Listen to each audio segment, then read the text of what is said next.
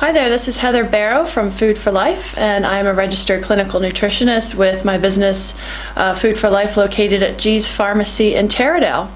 And today we have the pleasure of a guest on the show. So this is Andrea from Andrea's Hair and Beauty. Thank you. Welcome, Andrea. Thank you. Thank you. So I thought I'd have Andrea on the show today to talk about skin health because skin obviously is it's the first thing people see when they see you. It's one of the biggest organs, and it has a lot of functions and a lot of layers to it. And so I thought we could get into the nitty-gritty today about skin health and ways to keep it glowing for you and healthy. So Andrea. That'll be great. Yeah. That'll be great. Well, skin health is my passion. I'm a beauty therapist and a dermal therapist, and I've worked in Havelock North and looking after lots of Hawke's Bay people and Greater Afield for about 36 years. I've attended, lots of courses and, studied anatomy and physiology and things like, right from the beginning to really understand, how the skin functions. So you're right, it is one of the greatest and biggest organs of the body, and probably one that we really take for granted. It keeps everything inside and just keeps everything in place, and in some bodies in better place than others. And but its main function really is elimination. So we need to look after how well it does eliminate the waste and the toxins, and that's why it's a pleasure being with you, Heather, because unless we look after the inside, we can't have healthy skin. So it's a really a match made, really, in the sense of what you do and what I do, because we have such an interest together in making the whole body, not just the skin, be at its optimum. So it's an important thing. So one of the things with skin, understanding the lymphatics in the blood system, some of the organs, the breathing and things like that, and the impact they have on the skin. Most people are aware of, some of the sun damage and things like that, but I really help them with a little bit more of, how to exfoliate their skin, when to, skins are different, and we need to personalise all of that for the person. We have about 40,000 cells that turn over every day. So every month when we're young, we have a whole new skin. But as we got older, those things change. Like most things, we slow down, and so the skin exfoliation slows down, and through that there's a few problems that block some of the elimination. So like you've told me many times, the water that we drink, all those things really come into account. And one of the aspects of the skin is it relies on all of those great foods to have that full pantry to rely on when it's reproducing all those cells. So if we don't have those 59 essential vitamins and nutrients in our little pantry inside, then every skin cell that's reproduced is already at deficit at its time of being made. Yeah. So I love that. I love how you said, I can get on the insides and take care of, the reflection of what happens from inside out, but then you take care and maintain the appearance and the glow of the external topical side as well of the skin. I do. So. Yeah, we have a lot of treatments that that deal with that, and Hawke's Bay is quite specific in relation to the kind of conditions that we need to work with. Yeah. So like we're inside today, it feels pretty nice and warm. So we've probably got some air conditioning on. Now, just that aspect actually dries the air for us. So first of all, we notice a little bit on our tongue, sometimes our eyes, but we often don't notice it on our skin. But our skin is actually drying out, just like the air is becoming drier. So at these times, we actually need not only often more fluid, but we need a different preparation on our skin for different protection. So that's where I really like to personalise, and my team do too. I've got 3 other therapists that work with me, and it's in that diagnosis of your lifestyle, your skin, your health, what are the things that work for you. So we trial people on samples, or we guide them in some basic things. Right. So say I don't have a clue about skin health. Yes. I'm in my late 30s, early 40s, 50s. I can come to you, book a consultation, and you'll do an assessment of my skin. Absolutely. Externally, and find out. You'll tell me how I need to exfoliate, with what, how often, Correct. that sort of thing. Yeah, correct. Yeah. And we do it in lots of different ways. Like some people want, they just want the fast line, a couple of basics, things like that. But I still need to do a little bit of in-depth consultation. And then some people are really, really intrigued and interested and want to know, all the ins and outs. So that can take a whole hour. But next Wednesday and next Friday, the 10th and the 12th, we're doing a special where we have exactly that. We have a education day.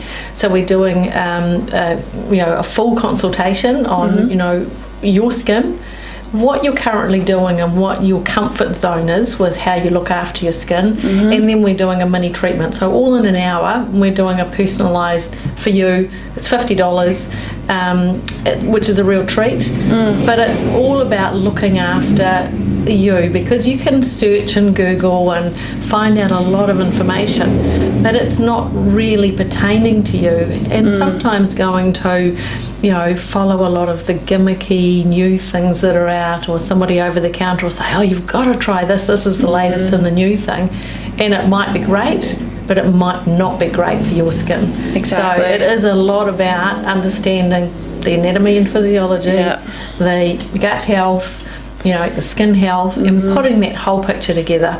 So that's where you help me with, lots of those things. Yeah, I hear that a lot. It's very individualized. Someone comes in and says, oh, well, this diet or this worked for my friend. It's not working for me. Why not? I say, well, you're completely different. Our age, our genes, our environment, as you say, all predict our health and our skin health as well. Yeah. I think of my husband, who flies a lot, and he always comes back after a long flight, and he has all this dry skin around the outside of his face, and I always ask him, about his water intake and what he's been eating, and usually, you get really dehydrated when you fly, so that's always an issue. But you mentioned food pantry as well. Yeah, that's really important. That we're eating. Yeah, if you don't get, we've talked before, I know, about the, essential fatty acids. I mean, essential, they're totally essential. Absolutely. And we don't produce them. We have to get them from that pantry of, the foods that we choose to eat. Yep. So, and often we can't eat truckloads of avocados to get enough, or they're out of season. So we often have to have it in the food, but also add it into our regular smoothie that has all those other bits and pieces that we need. So essential fatty acids are really, really important for the elasticity of the skin, as well as all of those brain function and internal organs. But wanting that elasticity of the skin is really important. Essential fatty acids, it helps the acid mantle, or the protection layer of the skin without sweat and perspiration. So our elimination process is bringing out water to the surface, and a little bit of oil. We need that oil to come through as well. Together, that oil and water mix to create the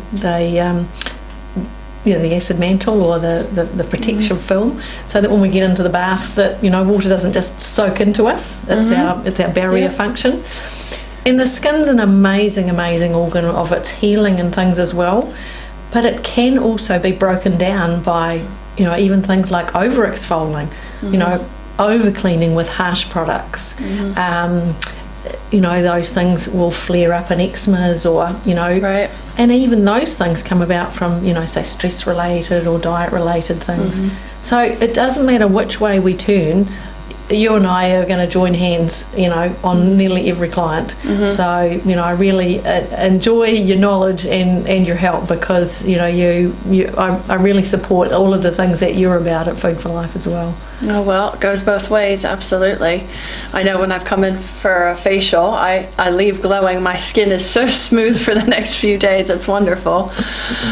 So you mentioned essential fats, so people might be listening and say, well, what else can I eat that has essential fatty acids? So, if you struggle with dry skin, finding a good quality fish oil, I would say, would be one of the first things that you can do. And, absolutely. And as you know, you get what you pay for when it comes to fish oil, so you want, a purified, really clean source.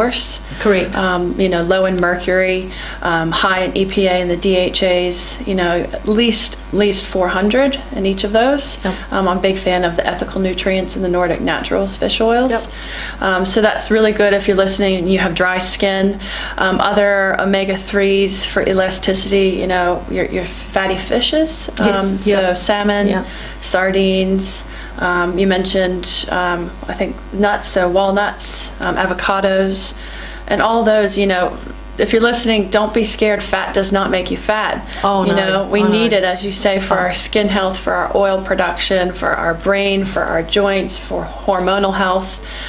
So definitely make sure you're getting those quite essential fats into the diet. Yeah, absolutely. Like I've been drinking essential fatty acids in my smoothies, and goes the vitamin C sachet, in the liquid form I prefer. Maybe chia seeds, at the moment a bit of pineapple, some probiotic yogurt. A bunch of goodies like that I can, put on my, porridge in the winter, or, whatever cereal, or, something that I have in the summer.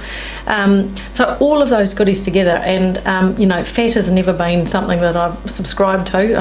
If anybody that knows me out there, it's not been a problem, and I have drank fat, of that sort all my life.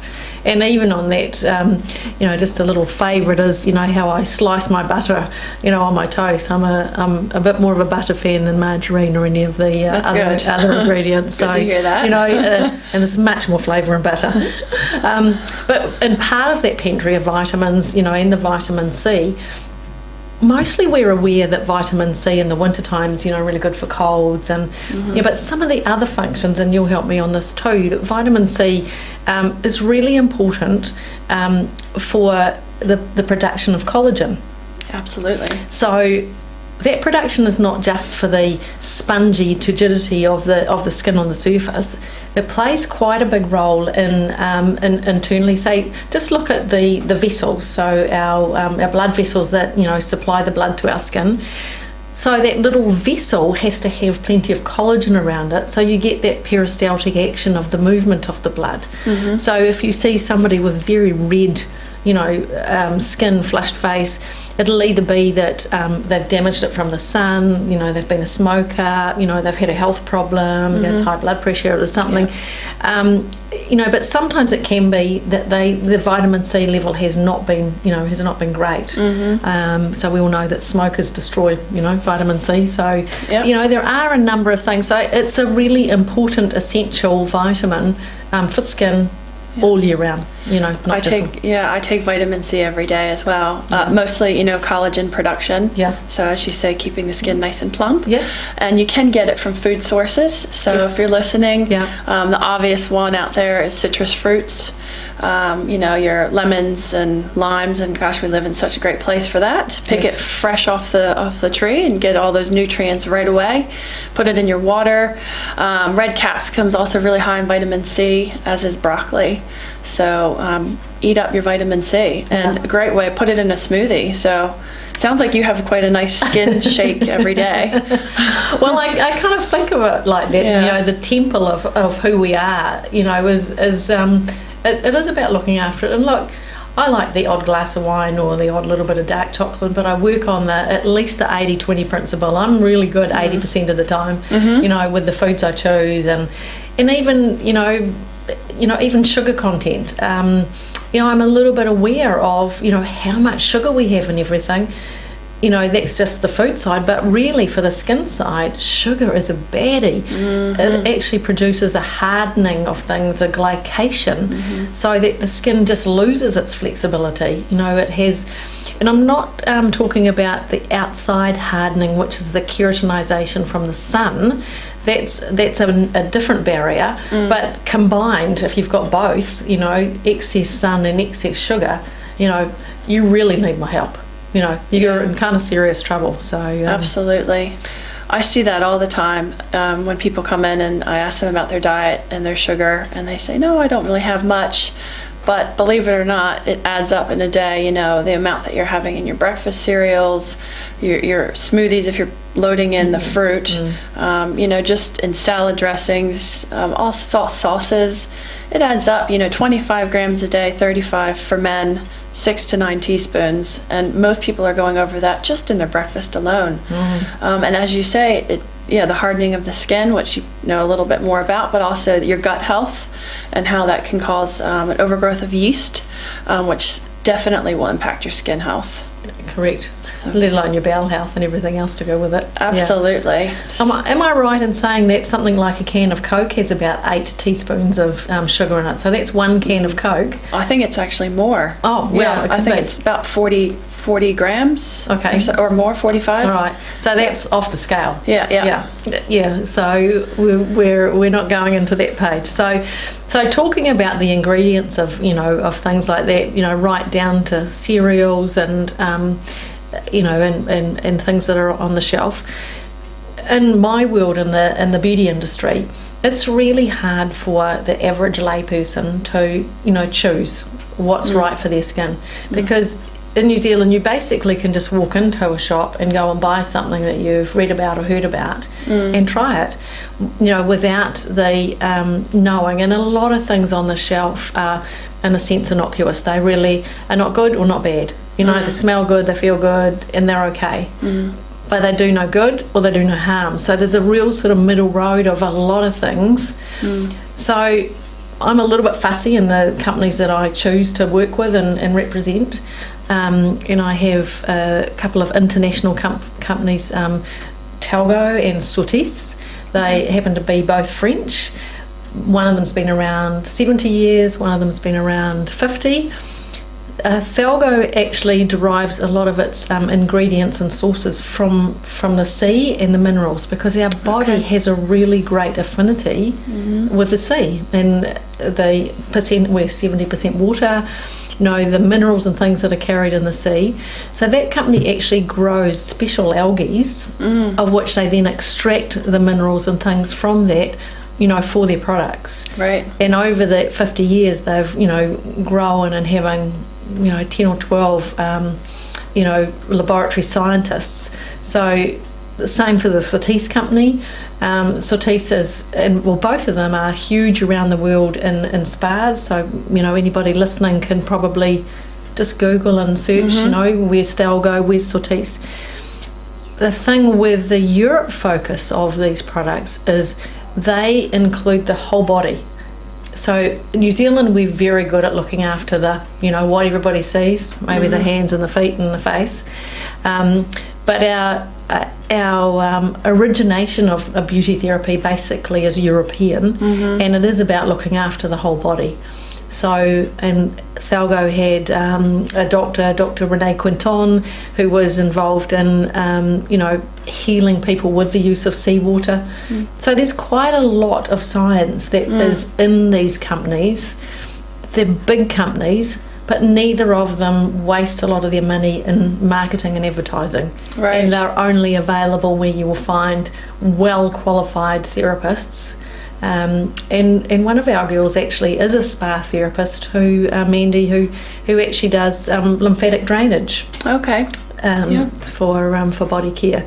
So if your lymphatic system's not working well, that's a great style of massage. And many of the facials actually work on lymphatic pressure points on the face to help the face so drain like a away. facial massage. Correct. Right. Yeah. So there's the menu of services that we have is completely is huge really in how we can help people. So it gives us a one-stop shop of hair and beauty to really help people look and feel their best a lot of the time. That's excellent. I was just wondering, some people might be listening and say, oh well, my skin should be pretty good because both my parents look pretty good. Does that mean, it can be genetic? Am I going to have good skin for the rest of my life? Or, do I really need to focus in on what I'm putting on my skin and what I'm putting in my body? What would you say to them? Oh, Heather, that's a really good question. Right from your accent, we know that you're not born in New Zealand. That's right. And so you escaped those early 10 years, in the beginning. If you weren't born in New Zealand, you will have a better chance of looking younger longer, most probably because of the sun. But back to your inheritance question, we do look at our parents, and we copy a lot of their habits and things like that as well. So if your mother was not involved in skincare, then maybe you weren't either. But your inheritance is about 25% of it. The rest of it is what you do with what you've got, and that's everything from your world of food to your lifestyle, to the sun, to alcohol, to smoking, exercise. The rest is really a whole personal page about you. Your genes are important. Yeah. To have some good genes is a good start, but they won't see you through. Absolutely. Yeah. You've still got to do the homework and the hard yards. That's what I thought you were going to say. And speaking of New Zealand and the hot sun and hydration and how important that is for skin health, that's another one I see people say. I drink 5 cups a day. The average 8 cups, but really I tell people by the time you're thirsty, you are already dehydrated. Yes. Your skin needs that moisture, that water. Your brain needs it. When you're low in energy, sometimes you're just dehydrated. Correct. So if you're listening, how much water should I have? Take your weight, multiply it by 30 milliliters per kilo. So if you weigh 70 kilos, you're looking at 2 liters a day. 90 kilos, almost 3 liters a day. Oh, wow. So making sure that you are staying hydrated. Yeah, and it is really important. And the hydration is actually the transport system in the skin. So a lot of places that I start is actually just working on that hydration, because there's no point getting the more expensive anti-aging serums and all those things in if the basics aren't right. So we're looking at that barrier function, the hydrolytic film, right. How much moisture is held in that, how much water is in there, because the skin only gets what's left over. Right. The water goes to the main organs first. Yeah. So the poor skin just misses out again. Right. So we do take it for granted. So you really have to be aware a bit more of the skin's needs to to address that hydration for the skin. Right. So the products and and we can't count coffee, because every coffee we have, we've got to add 2 more, I think. That's right. That's right. So if you're listening and if you're thinking, I can rely on my genes, not exactly. Or I can rely on just seeing, Andrea, a beauty therapist. Nope. It's the whole package. It's making sure that they see someone like you, that you're doing the right thing externally, using the right products, exfoliating the right way, and seeing someone like myself to make sure that you're feeding your gut, you're breaking your food down, you're eating the right foods as well for your skin health. Yeah. So it really is, it's quite a package, isn't it? It certainly is, and it does take a little bit of focus, and it's just like owning a car or a house. There's maintenance to be done, all the time. Weekly housekeeping, daily activities. So, we do really need to keep it as a focus. It is our temple. It is what we've got for the rest of our life. And the only way to enjoy the journey is to have a good ride. And, that's what we're here is to teach you. And I love what I do. I've done it for a long time. I've got lots of knowledge, and I'm really happy to share it. Oh, well, I know I really appreciate what you do, and I appreciate you coming on the show today and sharing your knowledge. I can tell you have a lot of it, so thank you. Thanks, and hopefully tell people where to go to find you. Sure. Andrea's is in Porter Drive in Havelock North. If you know the Havelock North supermarket, parking there, we are right beside that. We're open 3 late nights a week and Saturdays, so we're open Monday right through to Saturday, and we have a great team of hairdressers and beauty therapists, qualified and experienced, and we're adding an exciting new hairdresser to the team from Melbourne in the next few weeks. Great. So watch the space. We're enjoying what we're doing. Wonderful. So if you're listening, go and see Andrea, one of her wonderful staff. Come see me at G's Pharmacy for a nutrition consultation and have your skin glowing at the end of it. Thanks, Heather. So thanks for listening.